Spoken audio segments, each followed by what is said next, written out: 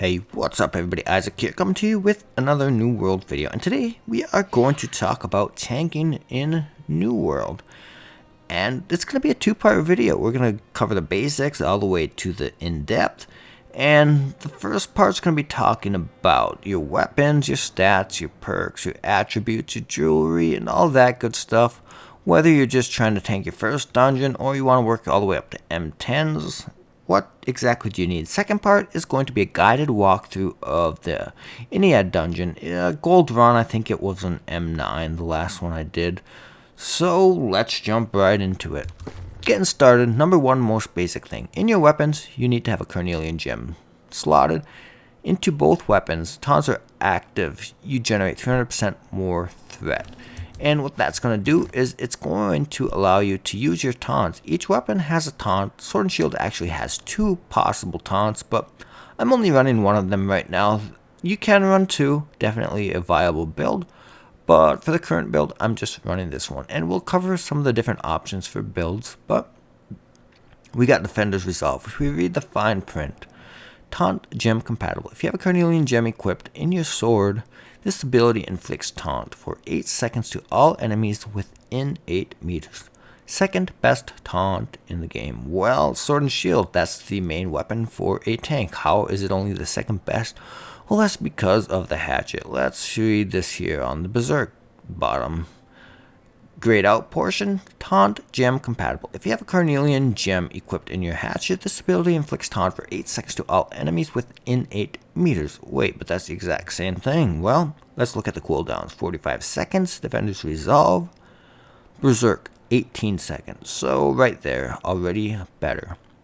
But it gets even better than that. How do you make the best taunt in the game even better? Well, that's where weapon perks come in.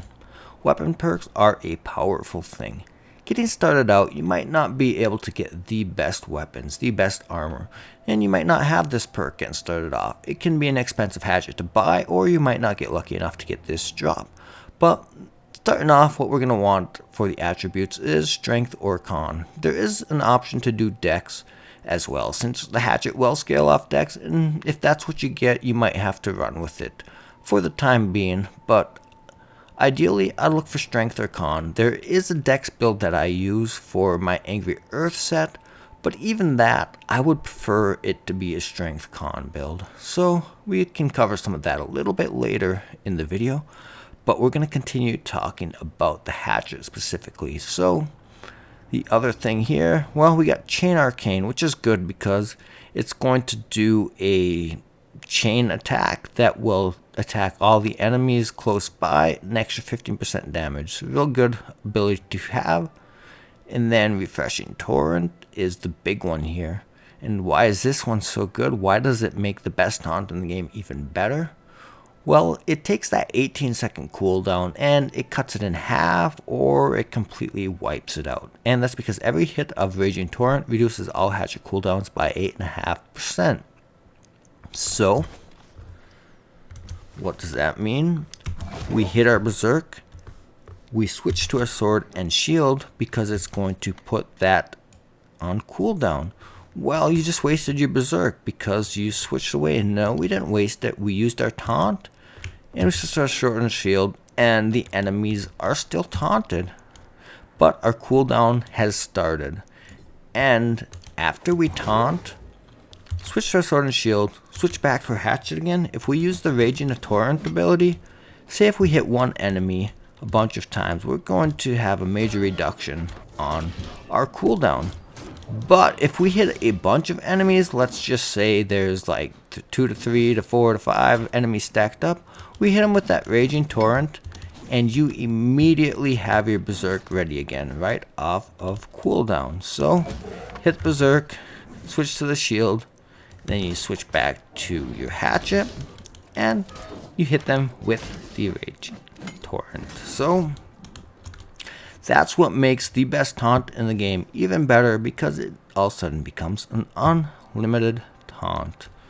So just doing unlimited taunts in one place isn't really going to help you because your taunts don't stack up. So let's say we taunt them with our Defender's Resolve. And then we end up switching to our Hatchet. We got Taunt. It's only been 7 seconds, but we taunt them again because we think, oh, we're gonna jump the gun. We're gonna taunt them early, make sure we got a good taunt. But the problem is your taunts don't stack. So you got these enemies, and you taunted them twice, but your second one was wasted. What do you do now? Well, you attack them, and it's gonna still make them focus you. Because when you attack them, when you got your taunt gems and all that good stuff, it's going to generate threat, and it's going to make that enemy want to focus you, even though you don't have a taunt to use because you were silly and you wasted it. Well, you're going to have to attack them in that way. It's going to make them focus you. There's going to be times where you see an enemy take off after your healer, and you're going to say, hey, I got to come get you, bud. Come back to me. Stay away from my healer. And so, yeah. There can be a situation that arrives, though, when you do want to use 2 taunts in a row. So, let's just say there's a pack of enemies right here. There's another pack of enemies down there. So, we're coming through the dungeon. Oh, we run into these enemies. We're going to taunt them. Well, we're going to switch to sword and shield. But this was too far away, so it didn't taunt these enemies. Well, we're going to use our second taunt. And the first batch of enemies, they're going to come and stack on us. But now we taunted the second batch of enemies, and they're also going to stack on us. So we made very good use of 2 taunts right in a row. But you can see already our Hatchet taunt is back on cooldown. So we could pop it if we want. Then we switch to our sword and shield to start that cooldown. But we're not going to have a taunt again because it's on cooldown. But we switch to our Hatchet. We hit our enemies with the Raging Torrent. And the Refreshing Torrent perk is going to make our taunt come right back on cooldown. So we can taunt them again very easily, and we keep the aggro on all the mobs because we taunted them. Then we waited for the we taunted the first group, we taunted the second group, and then when our cooldowns came off that the enemies were no longer taunted, we taunted them again. And there we go, enemies are all dead, and our healer and DPS are safe. So we do got a little guy here trying to distract me, trying to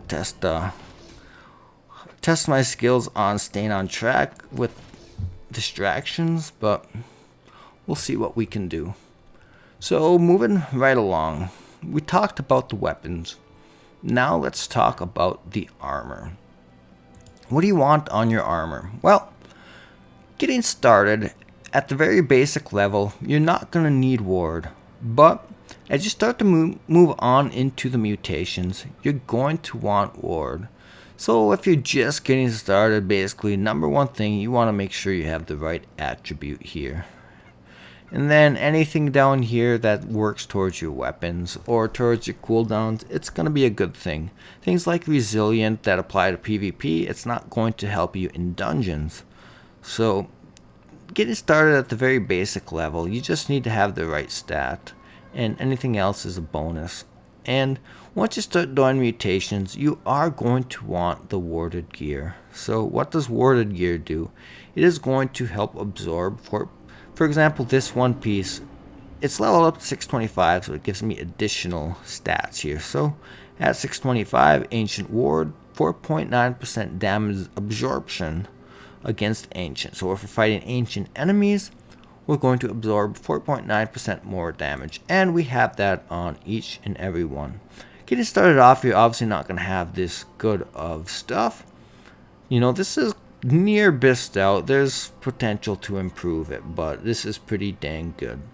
And this stuff drops from one of the dungeons. And the thing is, the best gear for the dungeons typically drops in the dungeons themselves. So usually you just have to get started. Get yourself a good two perker. You can typically buy 2 perkers off the TP for like $1,000 or so, or 1,000 gold. And that's not too bad to come up with 1,000 gold, between the 5 pieces. Might cost you 5k. Typically if you've ran enough stuff, you're gonna have some jewelry from drops and whatnot. So you should be alright just to get started. You can get yourself up to M10s with some basic gear, but when it comes down to it and you want to really do well, you want to make sure you're hitting gold every time. You don't want to have to be depending on your teammates being the best player in the group, you want to try and get yourself up there. You're going to want to start getting some of the better gear. So you're going to want to start getting into those M10s and running them, and a lot of them, that's where they're going to drop the good stuff. But there are different places you can get other good gear. I'm not going to cover all of that, but there's websites where you can look that stuff up on. And if you have any questions, leave them in the comments and I can point you in the right direction. But we don't want to get too sidetracked. So on your gear, you definitely want to have ward. And refreshing ward is a good ability. It's not the best ability. I'd rather have just refreshing. But as a tank, refreshing ward is good because you're getting hit a lot and your stamina is getting drained. And once your stamina is drained, you can't block. The enemies are still going to hit you. They're not going to say, well, your shield's not up, so I'm not going to hit you. No, they're definitely still going to hit you. But when that happens, this helps your cooldowns come off very fast when you do have refreshing ward. So it's a good ability to have. Not the absolute best ability, but it's good. And then we got invigorated, weakened disease, exhaust, and rend expire, 11% faster. Obviously, anytime rend expires faster, and all these other ones too, it's a very good thing. Rend is pretty dangerous. If you have lots of rend on you, you're going to die fast. So, definitely not a bad perk. I wouldn't consider these two to be the absolute best perk in the world, but this is a very good setup. Definitely can M10 gold with this setup, no problem. If you got this setup, your gear is not the problem. So, kind of covers the basics of the gear. More questions, leave them in the comments. I'll answer them. Shield. What do you want on your shield? Well, I would say the two better perks out there are Sturdy Energy and Sturdy. Sturdy Energy, when blocking a hit well below 30% stamina gain, 39% increased stamina regen for 6 seconds. Obviously super important when your stamina starts to get low. If your regen is increased, your stamina is going to build up fast. So, you run out of stamina, you can't block. But, your regen speeds up, and you can block a lot faster, a lot sooner again after having it all drained out. Sturdy, you take 9.6% less stamina damage, obviously very important. You get hit, you take stamina damage, but if you take less of it, very important, you can block more for longer. And then once again here, depending on your food, depending on everything else, you're typically going to be wanting to look for either Constitution or Strength. Like I said, there is an opportunity for a Dex build, but typically Constitution or Strength. Constitution is a very good way to go, so. And then the third perk here, Nature Shield Ward. Why do I have Nature Shield Ward? Well, if we come look up at the Ennead, which is the one I just ran, it currently has the nature mutation, which means the enemies are going to do 50% of their damage to us in nature damage.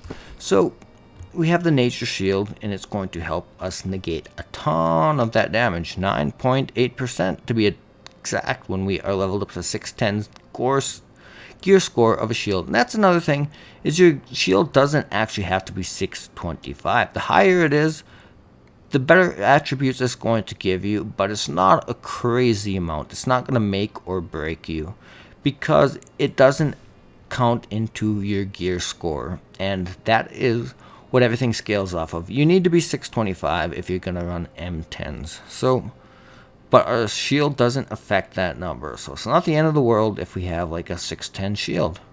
I always level mine up to about 610, 615. Eventually, when I get them all bissed out, I would consider this one to be a bissed shield for the nature mutation. So this one I'll probably put up to 625 in the very near future, but it's not an absolute must, so probably going to save those shards for the time being.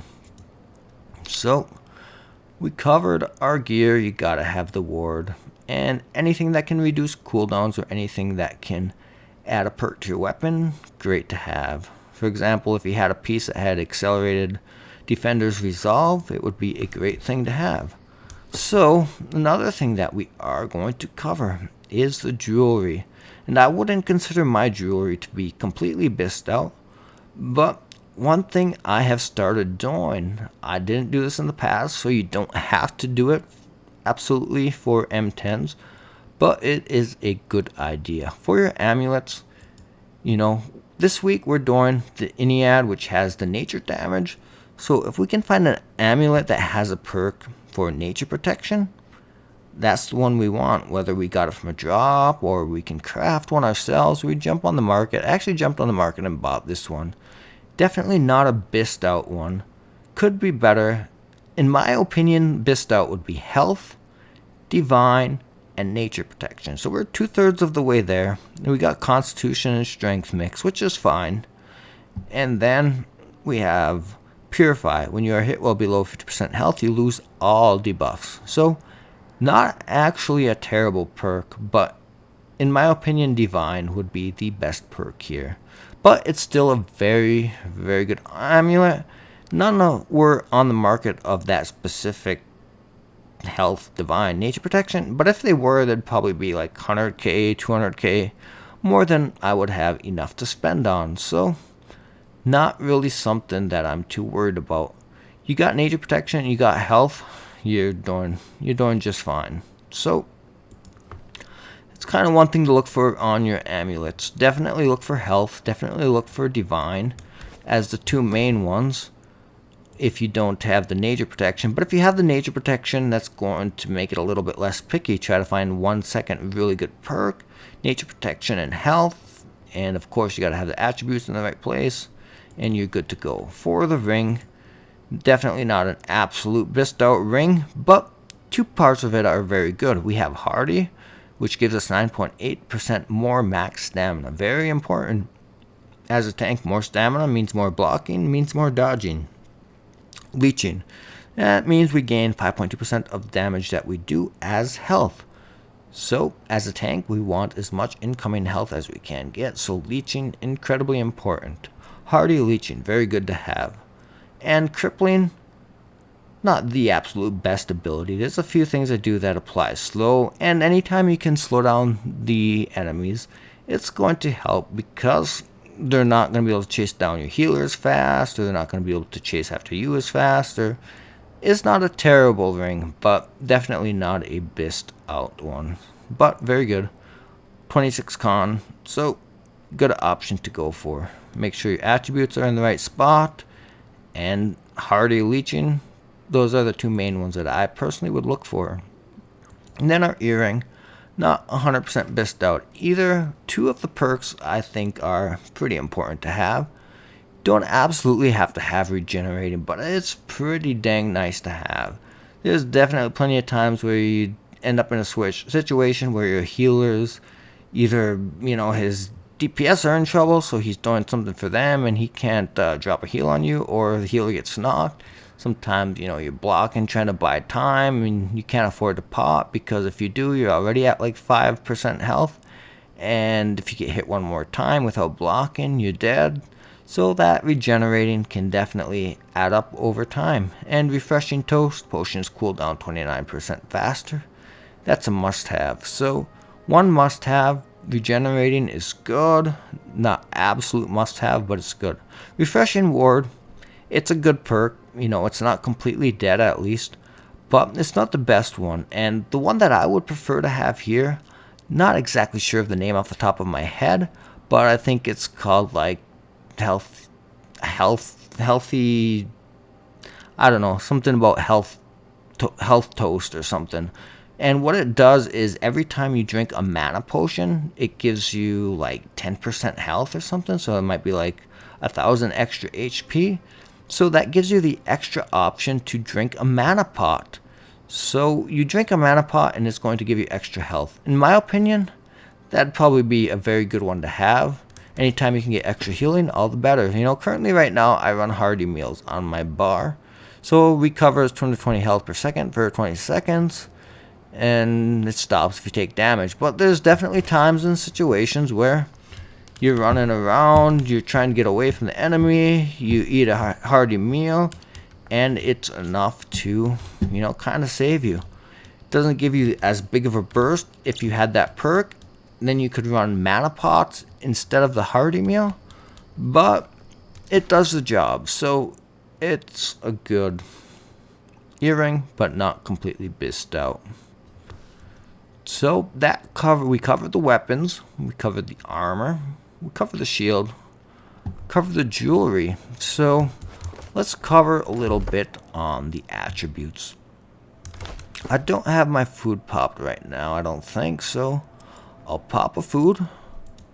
And this is the main one. I like to use carrot cake because it's the cheapest one on the market. That is a tier 5 attribute food, so that's a good one to work around if you can.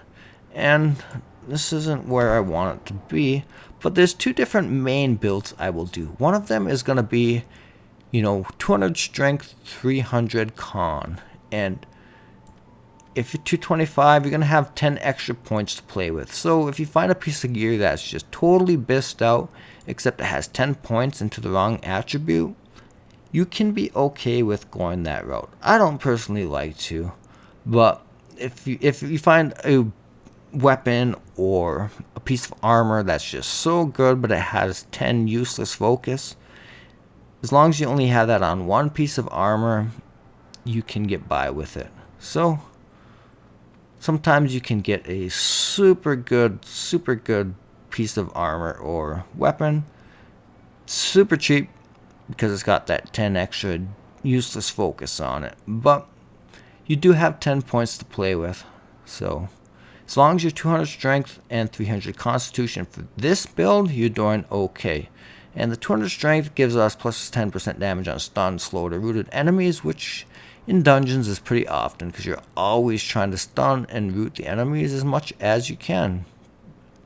And 300 con, not a crazy excellent perk. Biggest thing about going to 300 con, if you do run 300 con, is just all that extra HP you're going to have, making you that much more durable. So this is a very good build to run in general, but especially if you're running like public matches, you're jumping into random groups, well, crank up the con a little bit extra because you haven't ran with each other, so sometimes there's miscommunications and not everyone's on the same page, and you need to be a little bit tankier and tank more mobs for longer than you'd typically like to if you're running with an organized group. So especially if you're running into pubs, running 300 and even sometimes 350 constitution is good because your job as the tank is to survive, and running into pub groups, things can get hairy sometimes with miscommunications, so cranking up the con is a good idea. But my preferred run, if I'm running with groups that I know well, is I would like to run 200 con, 300 strength.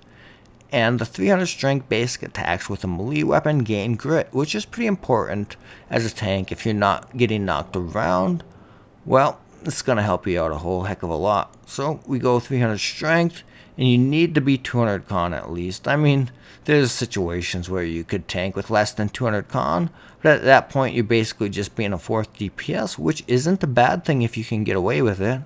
But it's not always the best thing. Sometimes you're better off just having one guy that's just focusing hard on grouping and letting 3 strong DPS just take them out. So generally speaking, minimum you want to hit 200 con because it's going to add 10% increase to physical and elemental armor. So very important mark to hit as a tank, 200 constitution.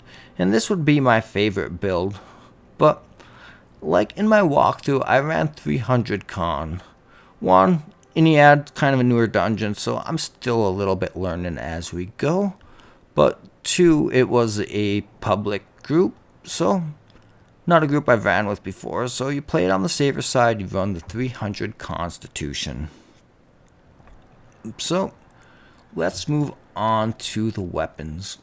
And one reason why running 300 con isn't such a bad idea, well, I'm running leadership perk on my sword and shield. There's definitely a few different builds.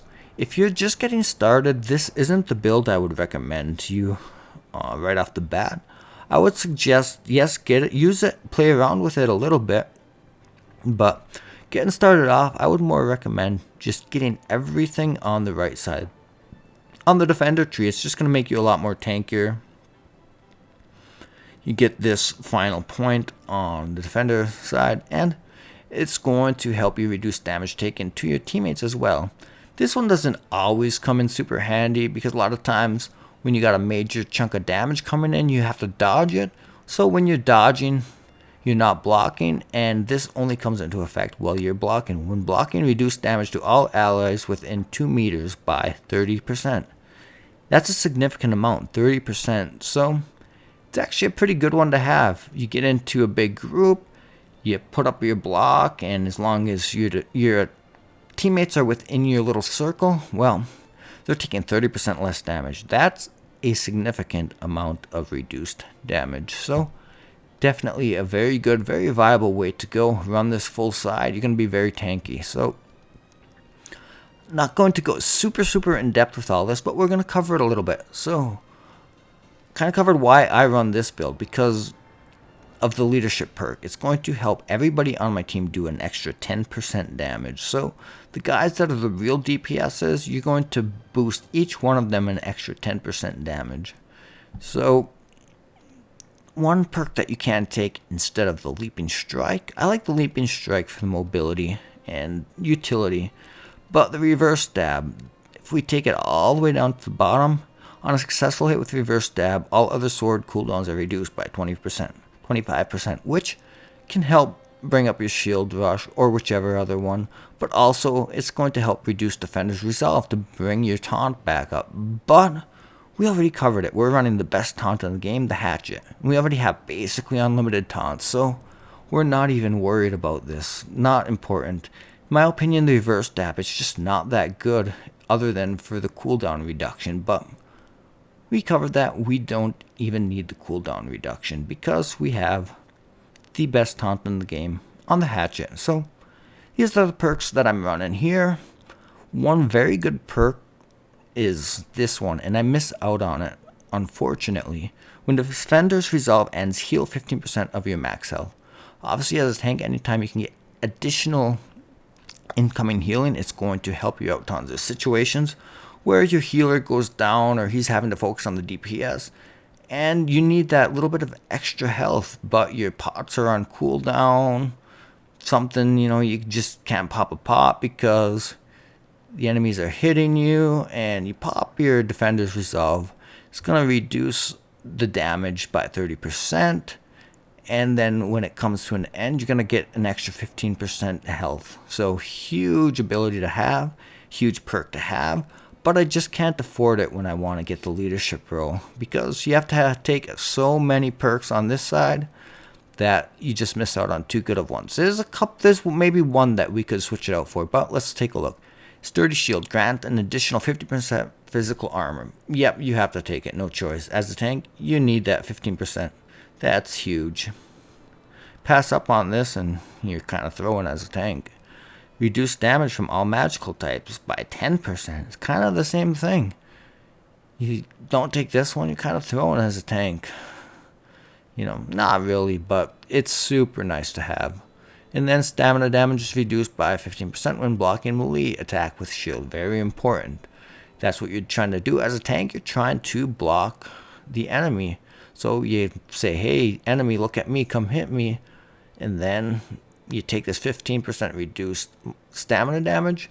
Once you run out of stamina, you can't block anymore, and you're going to be the battering ram instead of your shield. So if you can take less stamina damage, you're going to be able to block for longer without running out of stamina.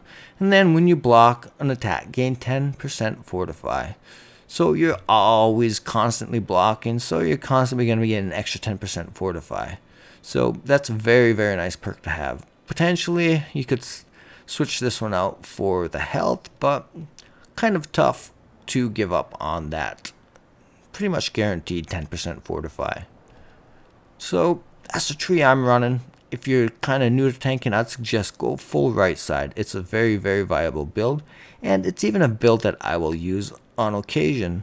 If I'm running with a group that's kind of struggling a little bit, sometimes I'll have to just switch to Defender's Resolve, or to the full side right tree, the full right defender tree, and crank my con way up and just tank the crap out of everything. Just take that big heart of a beating, and in order to do so, sometimes you have to just crank your con all the way up and go full side defender. So that covers the sword and shield. But let's go into the hatchet. And of course, in order to get the perk that we talked about that makes the hatchet so good with the unlimited taunts, we need to have Raging Torrent, because the Refreshing Torrent perk on our hatchet requires us to use Raging Torrent. So obviously we have to have that. And you're going to be taking Berserk. You're going to be taking Defy Death. So pretty standard. You're going to be taking all of this. And if you have Raging Torrent, Refreshing Torrent on your hatchet or on your armor, you're going to take Raging Torrent. And then, I skip out on this one. It's not a bad one to have, but the main reason I skip out on it is so I can take these specific perks on the right side. If I could afford to, I'd take this one, but not the end of the day to not take it. So you can take Infected Throw, and I'm currently running Rending Throw. Sometimes they'll take Infected Throw instead, but if I don't have Refreshing Torrent on my hatchet or my armor, I'm not taking Raging Torrent. I'm taking these two abilities right here. So Infected Throw, it's going to inflict disease and weaken the enemy. Disease is going to stop the enemy from healing. So some enemies, you'll see them pop a potion or something that gives them a bunch of health. But if you hit them with Infected Throw, it's going to negate that healing that they do to practically nothing. So that's where disease comes in handy. But weaken is also very good because 10% weaken to your target for 10 seconds. That means that damage that enemy is only going to do 90% of the damage that they originally would have. They're going to do 10% less damage to you and to your teammates. So incredible utility as a tank, being able to add weaken to, the mobs. Specifically big bosses that hit very hard. But the other one is Rending Throw, and what this is going to do is going to apply Rend, and it's going to reduce the damage absorption by 10% for 10 seconds. It only has 8-second cooldown, so it's kind of basically unlimited Rend to one target.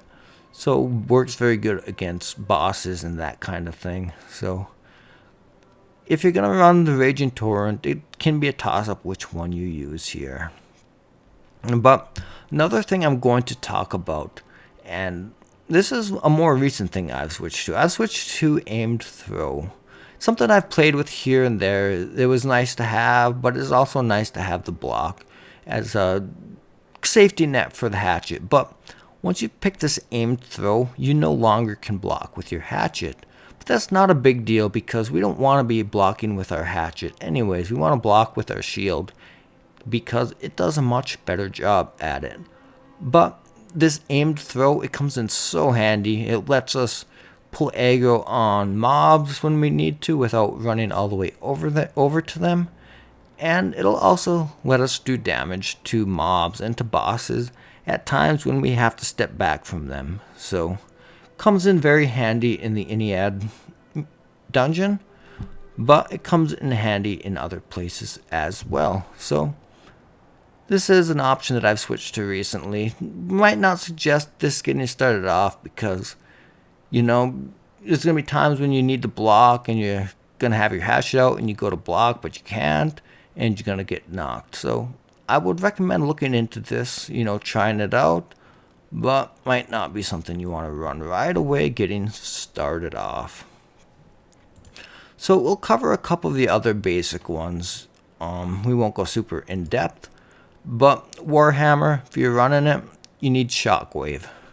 And this is going to be a stun, and it's going to be a taunt, and it's going to taunt everything within 4 meters instead of the 8 meters like the hatchet and the sword do. So not as good of a taunt, but one benefit it does has, a lot of tanks, they swear by the hammer, and that's what they use pretty much all the time as their secondary weapon. We got mobs on us, we get in trouble, we're blocking, we run out of stamina, our health is getting low. So we hit them with a shockwave, that stuns the enemies.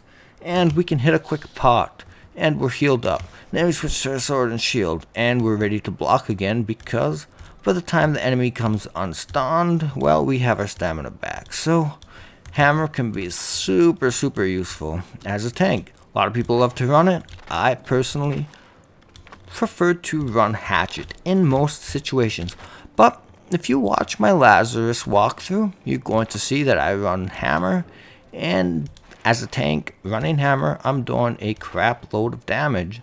So that's why I run hammer in Lazarus specifically. So definitely situational. There's going to be times and places where I will pull out a hammer, but my main go-to is going to be hatchet and sword. So the other one, a couple other ones you can use, but we'll go over Greatsword quickly. You know, you can definitely just go full right side as a tank if you're going to be running Greatsword. This one's going to be your taunt ability, and this ability here, that actually gives you the ability to do a block even if you run out of stamina. All of a sudden you have an ability that blocks instead of just a right click block. So then this one here, definitely a good one. This ability generates threat. So as a tank, anytime it can generate threat, it's a good thing. So definitely going full right side is a good option as a tank. There can be some possibilities of picking something up on the left side, but not going to get super in depth. I would, getting started off, just run full Defiance side. Very, very good, very strong as a tank for secondary weapon. So, personally, I've played with it. I've had fun with it. It hasn't been my favorite. Hatchet is still my go-to. It's just too strong.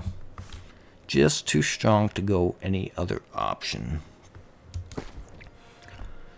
So that basically covers it. I guess one thing we didn't talk about, the other weapon. You can run rapier. I've seen people do it and run some pretty nice builds. You could run blunderbuss if you wanted. It's got a taunt. And you could run spear too. It doesn't have the greatest taunt, but having the extra knockdowns and adding rend with the spear. If you're running spear, you're going to want to run perforate. And that way you're doing damage as well. You're not doing tons of damage, but that means you're adding lots of really good rend and letting your DPS do a lot more damage. So you have perforate, you add stacks of rend, and you're adding good ability or good utility as a tank. And then this is going to be your taunt as the spear. And then you could run sweep. That would be a very good option to run as a spear tank, helping a little bit more crowd control. Or you could run javelin, especially if you have a rending ability on your spear. But we won't go too in depth with this. And another option that you can use, Great Axe. I've used this one a little bit, but if you do, you're gonna want to use Reap, as this is going to be your taunt. And then I would suggest running Gravity Well. And Maelstrom can be good. Typically I run Charge though, just because of the movement. Helps you get into the right position nice and quick and easy. So typically if I was running as a tank, I'd run Reap, I'd run Charge, and I'd run Gravity Well. Well, this is kind of more of my DPS build. You could still run Reap instead, or you can run Execute. But I don't use Great Axe much as a tank. Love my Sword and Shield and Hatchet. So that is my go-to. When I want to have a little bit of fun just to switch things up, I'll run Greatsword, I'll run Hammer, I'll run Axe, but typically with the mutations, any regular dungeon, a lot of times I'll just run a DPS build and be a tanky DPS. But for mutations, I stick to Sword and Board, Hatchet, occasionally Hammer here and there. But that's going to cover. I did actually say that I was going to talk about the potential Dex build, so we'll cover that real quick. I have an Angry Earth set that has all Dex on it, so I'm forced to run Dex. But as a tank, running Dex isn't a terrible thing.